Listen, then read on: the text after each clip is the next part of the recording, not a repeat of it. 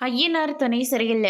அடுத்து வர எபிசோட்ல நம்ம நடேசன் இருந்துட்டு, எனக்கு என்னமோ இந்த சந்தாவுக்கும், சேரனுக்கும் கல்யாணம் நடக்கிறது சரியாவே படல. ஆனா இவங்க யாருமே நான் சொல்றத புரிஞ்சுக்கவே மாட்டேங்கிறாங்க அப்படின்னு சொல்லிட்டு, நடேசன் ஒரு பக்கம் நினச்சிட்டு இருக்கவும், அதுக்கு அடுத்ததா சந்தா இருந்துட்டு வீட்டுக்கு வராங்க. சந்தாவை பார்த்த உடனே நடேசன் இருந்துட்டு, இதுதான் சரியான சந்தர்ப்பம். பேசாம இந்த பொண்ணுக்கிட்டேயே எல்லா விஷயத்தையும் பேசிடுவோம். இந்த இந்த கல்யாணம் சரியாக வராதுன்னு அப்படின்ற மாதிரி சொல்லிக்கிட்டு இருக்காங்க. அதுக்கு அடுத்ததாக வந்து பார்த்திங்கன்னா, நம்ம சந்தா கூட இன்னொரு ஆள் வராங்க. யாருன்னு பார்த்தா நம்ம பல்லவனோட அம்மா தான் வந்து நிற்கிறாங்க. அவங்கள பார்த்த உடனே நடேசன் வந்து ரொம்பவே ஷாக் ஆகுறாங்க.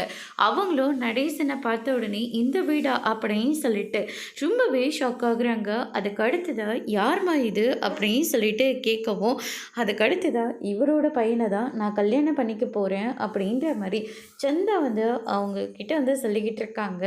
அதுக்கு அடுத்ததாக நடேசன் இருந்துட்டு நீ எப்படி இங்கே அப்படின்னு சொல்லிட்டு கேட்டுக்கிட்டு இருக்காங்க.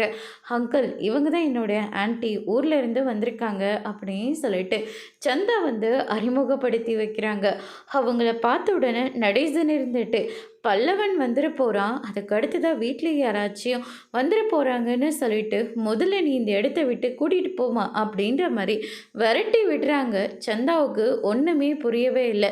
அதுக்கு அடுத்ததாக அவங்களும் இப்போ நிலமை சரியில்லை வாமா போகலாம் அப்படின்னு சொல்லிட்டு அவங்களும் சந்தாவை கூட்டிக்கிட்டு அங்கேருந்து கிளம்புறாங்க. அதோட பிரம முடிச்சிருக்காங்க.